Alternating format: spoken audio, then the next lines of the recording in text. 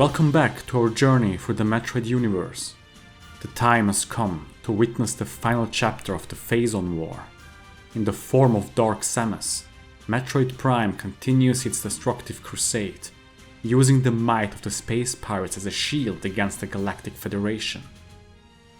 Humanity arms itself with the very mutagen that threatens them, desperate to fight fire with fire.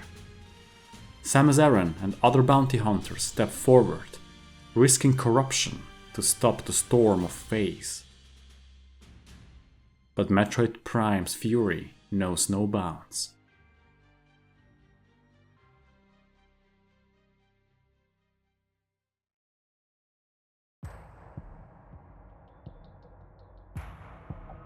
The remaining space pirates on Aether assessed the destruction wrought by the cursed hunter. No matter where they turned, no matter how meticulously they devised their plans, Samus Aran was always there, a constant thorn in their side. High Command had grown weary of her interference. The hunter's time was up. She had to die, and with her, the Galactic Federation. The Phazon on Aether had to be preserved, and the crew of the Colossus would see to it, willing to fight to the death if necessary. Samus Aran's report of the Aether incident spurred the Federation to send additional troops to the Dausha region to support the Luminov. The Federation could not allow another race to fall to the same fate as the Chozo on Zebes. But there was another, more covert reason for the Federation's interest in Aether. Samus's description of the blue mutagen, Phazon, had caught their attention. If the pirates could exploit its power, why couldn't the Federation do the same? The Colossus crew watched as their enemies departed Aether. The pirates, ever resourceful, returned to the planet's surface, scavenging as much of the mutagen as possible. With their prize in hand, they set course for Utragus, their homeworld, where High Command awaited their return. But unbeknownst to them, the Phazon they had harvested held more than just raw power. Within it, the particles of Dark Samus lingered. Her essence was not destroyed, but rather absorbed by the substance, allowing her to revive. The fiendish hunter was reborn, and now she was more powerful than ever, ready to wreak havoc upon the cosmos. The Colossus crew sensed the intrusion too late. Dark Samus had already infiltrated their vessel, and in mere minutes, she wiped out 1/3 of the crew. Unable to communicate with High Command or call for backup, the pirates were left to face the inevitable. Fear gripped them, but Dark Samus had something far more sinister in store.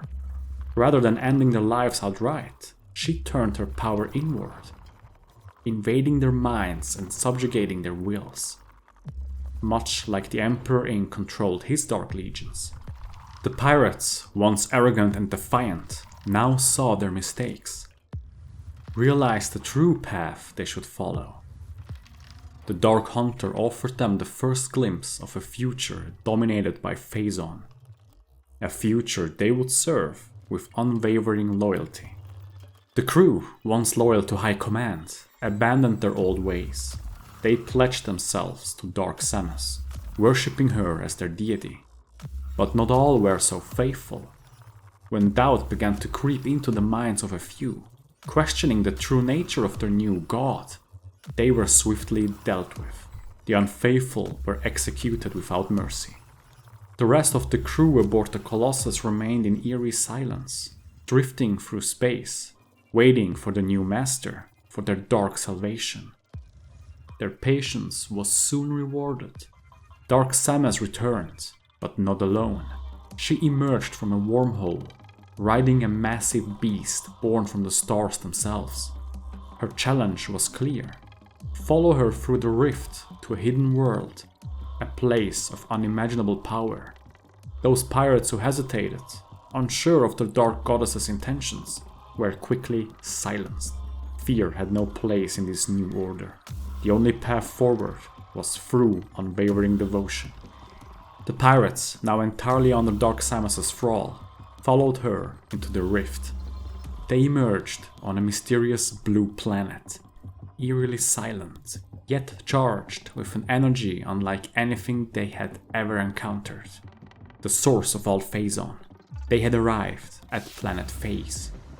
The Colossus crew, now armed with the knowledge and power gifted by Dark Samus, used Phazon to augment their flagship, transforming it into a fortress unlike any other.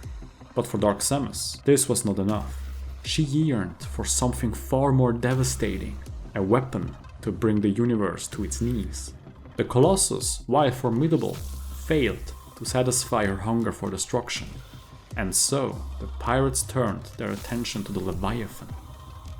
They reinforced it with cybernetic weapons, integrated command bridges and security systems directly into the beast's skull.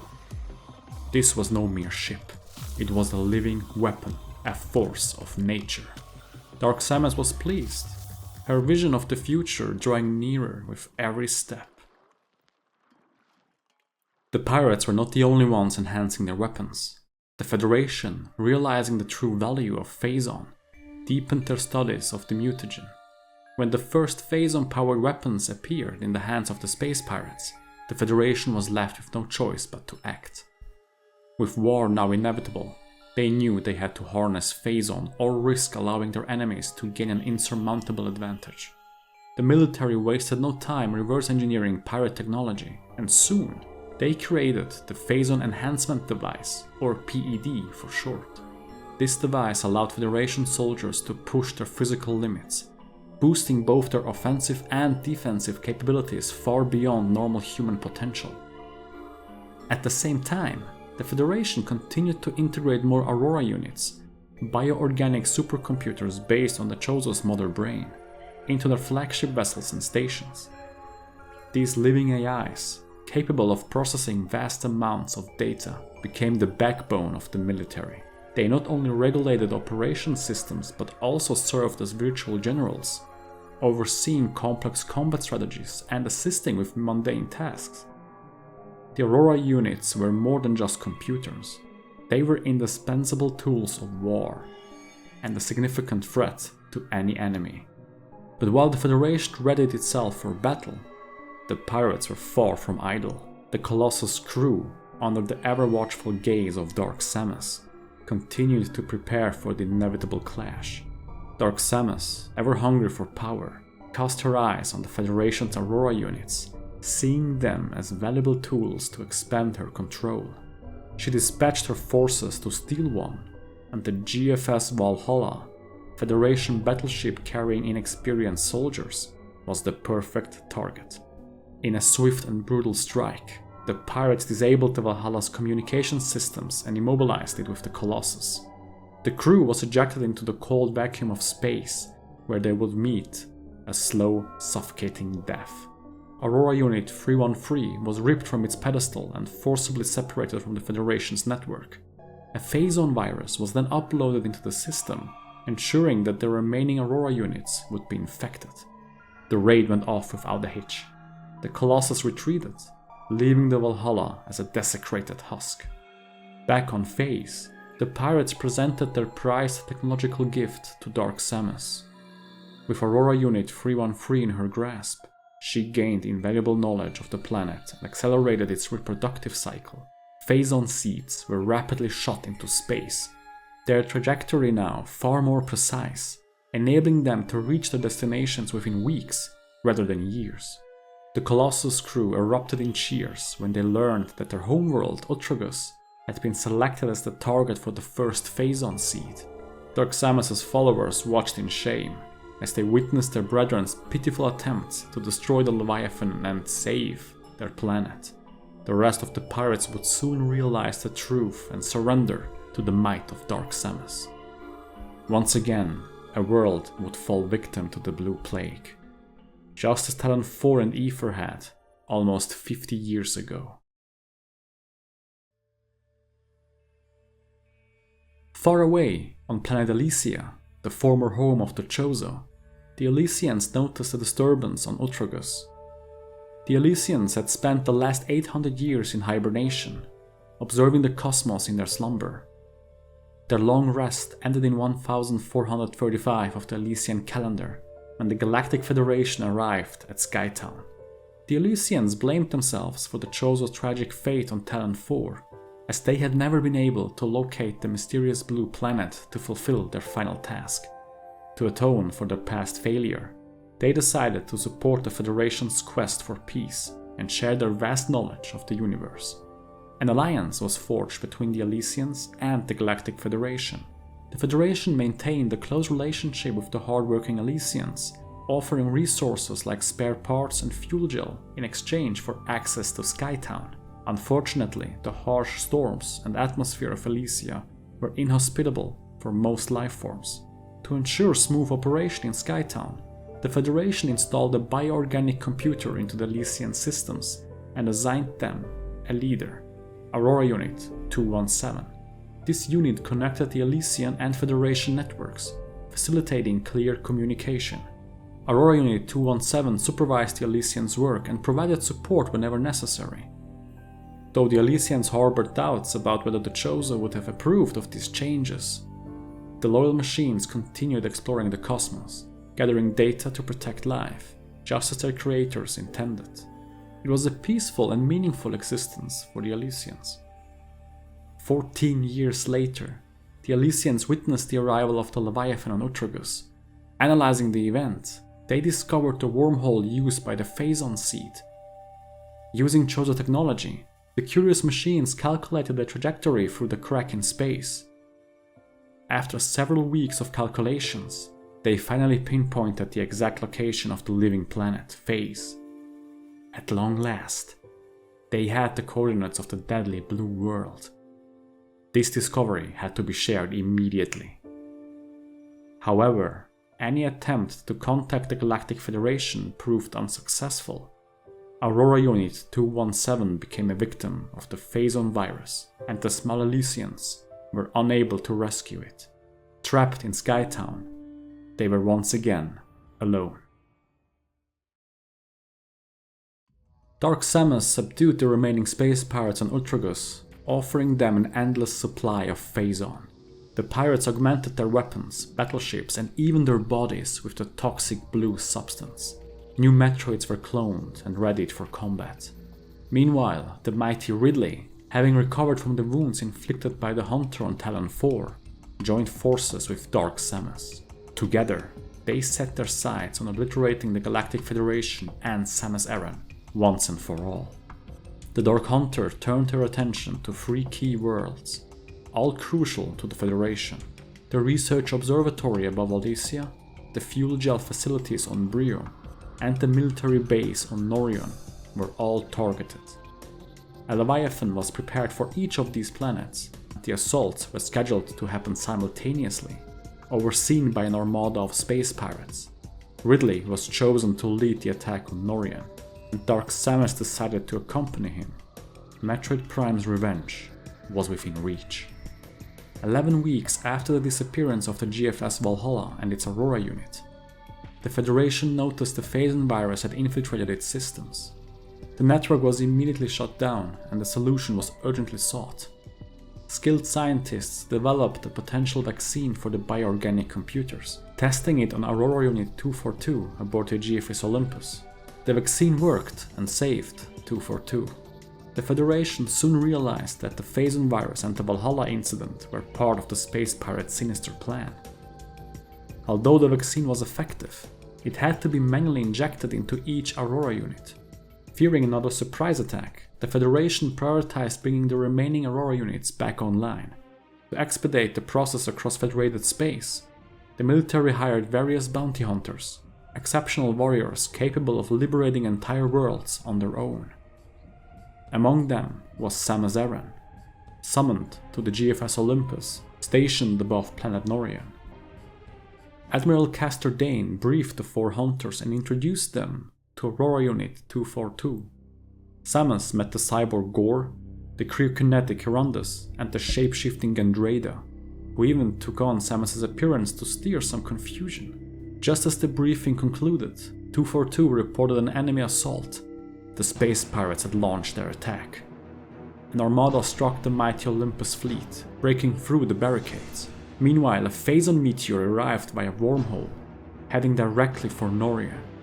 Ridley and the pirates attacked the base on the planet, deactivating its defense system. The Federation was forced to engage immediately to destroy the incoming Leviathan. Admiral Dane ordered Samus and the other 3 hunters to Norion, while Gore aided the Federation troops in their battle against the pirates. Gandrada, Rondus, and Samus were tasked with checking the generators, reactivating the planetary defense system. However, an old foe awaited them. At the final generator, Ridley ambushed Samus, throwing her down the reactor shaft. During the freefall, Samus fought her mighty adversary, desperately searching for a way to escape the impending impact. Just in time, Rondus intervened, rescuing Samus from certain death. Ridley fell into the depths of the darkness once again. Samus regrouped with the other hunters after reactivating the last generator. The excellent teamwork surprised the 4 independent warriors. Upon reaching the top of the defense tower, Dark Samus ambushed them, overwhelming the group with her devastating Phazon powers. The hunters were on the verge of being killed, but Dark Samus had other plans. She had been observing Samus and the others during their mission on Norion. Ridley alone was not enough to lead her troops. She wanted more generals under her command. For this reason, she spared the infected hunters, intending to let the Phazon slowly corrupt and transform them into powerful slaves. Dark Samus departed, leaving the hunters to their terrible fate. With the last of her strength, Samus crawled toward the control terminal and reactivated the defense system. The orbital cannon fired, successfully obliterating the Leviathan and saving Norion from certain doom. The weakened Samus collapsed to the ground. The hunters completed their mission, but at a steep cost. Federation troops found the unconscious bounty hunters and rushed them to the medical bay. Meanwhile, the space pirates celebrated their successful assaults. The Federation base and fuel gel factory on Bryyo had been completely overrun. The Phazon seed hit the planet, poisoning it with pure Phazon. Bryyo would soon transform into another of Phaaze's twisted siblings. Just like Elysia, the sky city above Elysia was spared by the Phazon meteor, but the weakened world turned into a new incubator for the Leviathan. Without their Aurora unit, the peaceful Elysians were powerless to prevent the pirates from ravaging their home. Only Norion escaped its dark fate, thanks to the bounty hunters. Dark Samus, however, rallied her forces, announcing that the enemy would soon become a conduit for Phazon. Over the following days, the pirates reinforced their positions on the planets. They established a new base on Bryyo to guard the Leviathan there and set up a powerful force field around the impact crater on Elysia, allowing the Phazon to spread undisturbed. The Leviathan on Ultragus, the most important one, was also heavily guarded. Ridley, having returned after his battle with Samus, infused himself with the deadly Phazon to further augment his abilities. Now upgraded into Omega Ridley, he remained on Ultragus, guarding the endless source of Phazon. At the GFS Olympus, the medical team worked desperately to save the infected bounty hunters. The pure Phazon coursing through their veins altered their DNA, turning their bones into blue crystals. A significant portion of their organs was already corrupted by the poison. Despite all efforts, no radiation therapy could reverse the damage. The Phazon could not be removed. The lives of the hunters could not be saved. However, there was a possibility to delay their inevitable demise and grant them a degree of control over the plague. Each of the hunters was equipped with a PED, a device that harnessed Phazon as an energy source to enhance their suit and weapon systems. Since their bodies now produced Phazon naturally, they had an unlimited supply at their disposal. Ironically, Dark Samus had unwittingly given the Federation a means to fight back against the Leviathans. But this small comfort did little to ease the suffering of the hunters in their critical condition. 2 weeks after the events on Norion, Rondus, Gandrada, and Gore finally stirred from their comas. None of them mourned their fate. Instead, they were filled with renewed resolve to stop the space pirates and their leader. The Federation continued with its original plan to rescue the infected Aurora Units. Gore, the cyborg, was dispatched to Skytown to assist the Elysians and Aurora Unit 217. Rondus was sent to Bryyo to eliminate the pirate forces and destroy the Leviathan. Gandrada's mission was to locate the Pirate's homeworld and gather intelligence on their movements. The Federation maintained constant communication with the hunters, keeping them informed of any pirate activity. But after a week, Aurora Unit 242 lost contact with all 3 hunters. Rondus disappeared on Bryyo, Gore failed to complete his mission above Elysia, and Gandrada, although able to transmit the coordinates of Utragus, vanished without a trace. The Federation feared the worst. With time running out, Phazon continued to spread, threatening to consume all life. But there was still one bounty hunter remaining. 7 days later, Samus Aran awoke. Samus spent an entire month recovering from the events on Norion. Once back on her feet, she had Aurora Unit 242 update her on the current situation. Bryyo and Elysia were still in critical need of assistance. With her newly equipped PED suit, Samus set course for Bryyo, investigating Rondus' disappearance.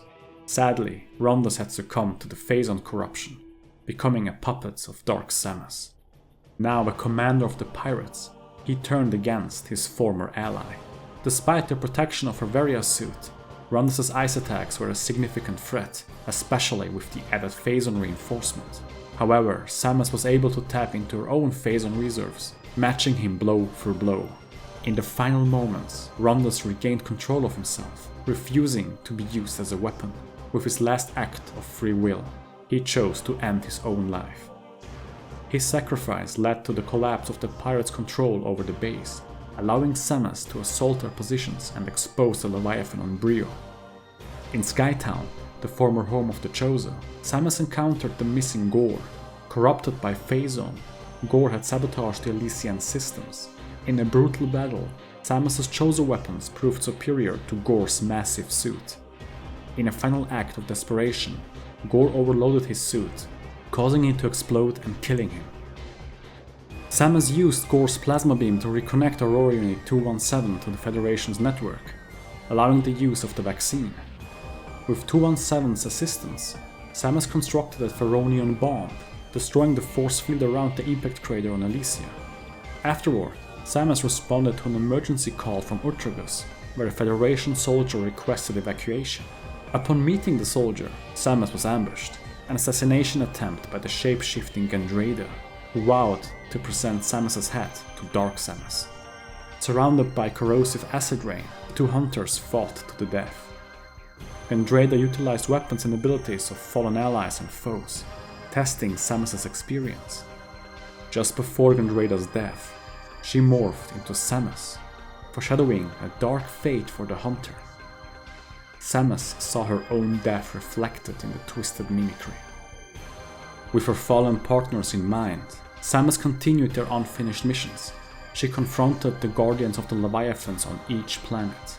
On Bryyo, she faced an improved Moginor-class war golem, a relic of the mighty Reptilicus civilization. On Elysia, Phazon's source was guarded by Helios swarm drones, Phazon-infused mechanoids. Deep beneath the surface of Utragus, Samus once again came face to face with Ridley. But even the powerful Omega Ridley was no match for the Phazon-augmented hunter. Samus defeated the Guardians and annihilated the Leviathans, liberating Bryyo, Elysia and Utragus from Phaaze's corruptive influence. The Phazon plague had been stopped. Yet Samus' own corruption was rapidly advancing. In her fight against Dark Samus, she had exposed herself to the mutagen time and time again. Phazon inside her body caused her flesh to discolor, and her suit would no longer contain the radiation. Blue light shimmered through the cracks, and her green eyes flickered with a dangerous blue hue. Slowly, she transformed into a creature of Phazon and darkness. Her death was imminent. With little time remaining, the Federation received the Elysians' breakthrough, the exact location of Phaaze. Though far from reach, the Federation's military prepared a large-scale attack. Phaaze's distance would require the use of a wormhole. Fortunately, after the battle on Utragus, the Federation secured a pirate Phazon ship with the necessary technology to open a wormhole. Only one thing was missing: the identification codes. Around the same time, the once thought lost GFS Valhalla reappeared in the Gathra system. Samus was sent to investigate the Phazon-infested ghost ship, uncovering the last records of the stolen Aurora Unit 313 in the final attempts to warn the Federation. The Valhalla, consumed by terror and darkness, ultimately led Samus to the final piece of the puzzle. A damaged pirate vessel, still clinging to the hull of the Valhalla, harbored the missing codes. With them, Samus returned to Urtragus to meet with Admiral Dane and the fleet. The pirate ship successfully opened the wormhole, transporting the Federation fleet across the universe to Phaaze. But once in the orbit of the Blue World, they were attacked by a massive space pirate armada. A chaotic battle ensued, providing the perfect cover for Samus to head directly for Phaaze. At this point, Samus was on the brink of death. The Phazon heavy atmosphere intensified the production of Phazon within her body, overwhelming her PED suit's capacity. She was forced to drain her energy tanks, completely transforming her into a being of Phazon. Her own ship refused to let her enter. It no longer recognized Samus Aran. This condition, which should have killed her, instead prolonged her life. Without the immense Phazon supply, Samus would not survive on Phaaze. Battling her way through the Metroids and the incubators that birthed the Leviathans, she finally arrived at the core of the living planet to confront Dark Samus, the incarnation of Metroid Prime. Dark Samus used this sanctuary to connect Aurora Unit 313 with Phaaze's core. Once again, the two hunters clashed, but this time, Samus gained the upper hand. Dark Samus did not dissolve into particles, however. No retreat. This fight would be the last one. Dark Samus merged with 313, using Phaaze itself as her energy source. Alone on a planet of pure poison, Samus faced certain death, but she fought on. With no hope for rescue, Samus destroyed 313 and watched as Dark Samus disintegrated into atoms. Phaaze trembled violently. The severed connection to 313 marked the beginning of the planet's collapse. Samus fled to her ship, just as the ancient world died around her. With Phaaze's death, every Phazon particle in the universe vanished. The Phazon-powered ships of the pirates ceased to function, turning into deadly traps. The Federation used the wormhole to escape the massive planetary explosion just in time. Samus joined the fleet and escaped as well. The Phazon inside her body was gone, and her life was no longer in danger. Back in Federation territory, the troops celebrated their hard-won victory. Admiral Dane paid his respects to Samus, who then quietly departed, leaving for the stars. The Phazon War had finally ended. Phaaze and Phazon had always been a mystery. The Chozo feared this deadly calamity, and mankind had to witness the terror with their own eyes centuries later. The space pirates used the fatal poison as a primary energy source, a decision they now regretted. Weapons were useless, and troops were trapped in fuelless vessels. Their bioweapons were no more. The Dark Goddess had been slain. The mighty Empire had taken a massive blow. But High Command was not ready to surrender. The losses were immense, the number of dead astronomical, yet the pirates' determination remained unshaken. Even without Phazon, the pirates would find a way to reclaim control of the cosmos. Urtragus was lost to the Federation, but other planets still held promise. After all, planet Zebes was still an option. Ridley, the mighty general, survived the events of the Phazon War, his healing factor, potentially enhanced by Phazon before Phaaze's destruction, regenerated long-missing body tissue. Soon enough, the dragon would shed his prosthetics. The Empire would adapt, stealing new technology, weaponizing creatures, and even cloning new Metroids. Even without the toxic blue substance, the space pirates were far from finished. This loss, instead of weakening them, would only drive them to greater heights. The remaining pirates gathered around Ridley and High Command, ready to plan the Federation's demise. The Galactic Federation would never be allowed to feel safe, and Samus Aran would die a painful death. Samus, heroine of the Phazon War, mourned the fallen. She had entered this war with 3 other bounty hunters, but was forced to kill each one of them. The Federation did not blame her. After all, Dark Samus and the Phazon Corruption were to blame. But Samus knew the truth. The Dark Hunter was her responsibility. The battle against Metroid Prime on Tenon 4 set the stage for the Phazon War and nearly led to the corruption of the entire galaxy. But Samus had stood against the darkness, set foot on the blue world, and protected the cosmos. The sacrifices of Rondas, Gore, and Gandrada would never be forgotten by her. As the last warrior of the Chozo, she would keep her promise and continue fighting to protect others, just as Grey Voice had wished.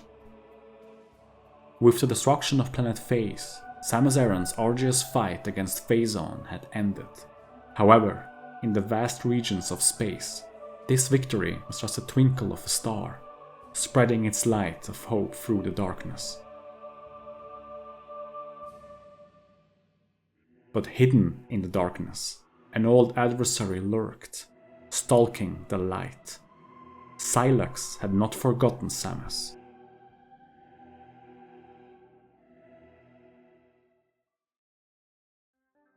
After the destruction of Phaaze, the space pirates did not relent. Their assaults on the Galactic Federation continued with renewed ferocity. In response, Federation began an ambitious project: the construction of gigantic mech suits based on Samus Aran's power suit, codenamed Operation Golem. These towering machines were designed to give Federation soldiers the upper hand against the pirates' overwhelming forces. But this new technology came with its own set of restrictions. Only specially trained soldiers, those who had proven themselves on the battlefield, were allowed to wield the power of the Golem units. The Federation was determined that these war machines would not fall into the wrong hands, understanding that the technology could easily become as dangerous as the enemies they sought to defeat. A 4-member group, known as the Federation Force, was assigned their first mission: an archaeological investigation in the Bermuda system, a former Federation stronghold. The team was tasked with studying 3 planets: the icy deserts of Excelsior, the gas planet Telvania, and the desolate wasteland of Bryyo. The Federation force first ventured to Excelsior to clear an abandoned mine system overrun by dangerous ice titans. However, after discovering a mysterious artifact on Bryyo, their general, Alex Miles of the GFS Aegis, called them back to investigate further.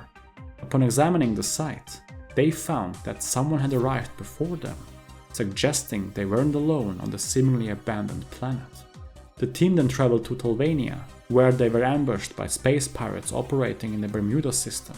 Alex Miles contacted Samus Aran, enlisting her help to uncover the pirates' plans, while the Federation force continued their mission.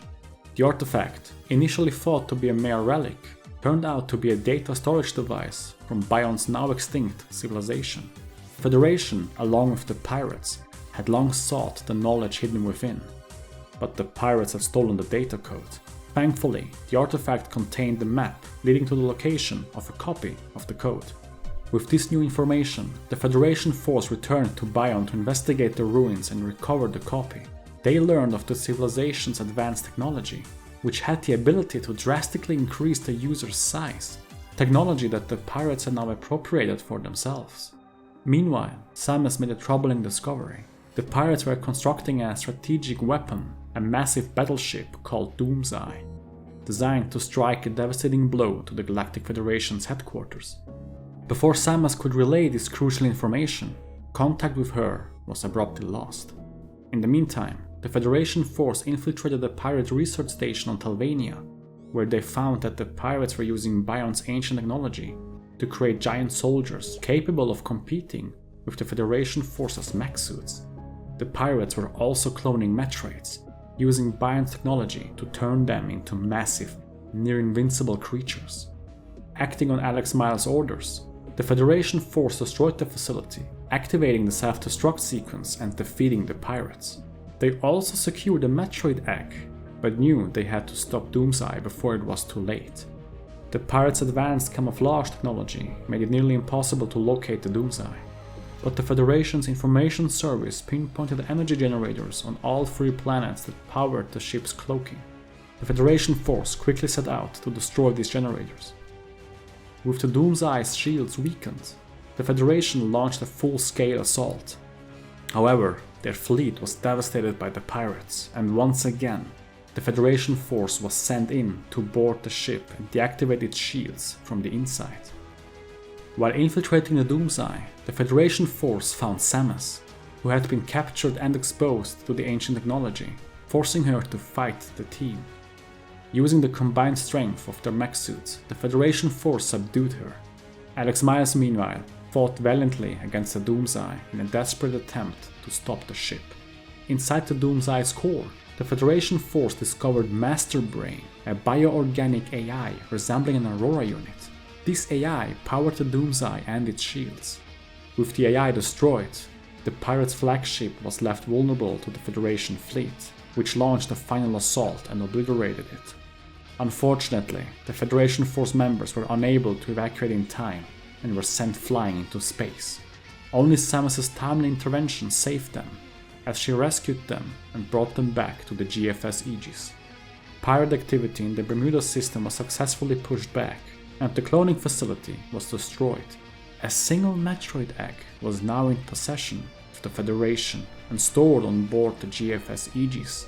However, Silex, lurking in the shadows, infiltrated the battleship undetected. He gained access to the laboratory where he hatched the Metroid. With the newly hatched Metroid in his possession, Silex vanished once again. For the first time since SR-388's discovery, a Metroid was not in the possession of the Federation, pirates, or Chozo. Silex's intentions remained a mystery.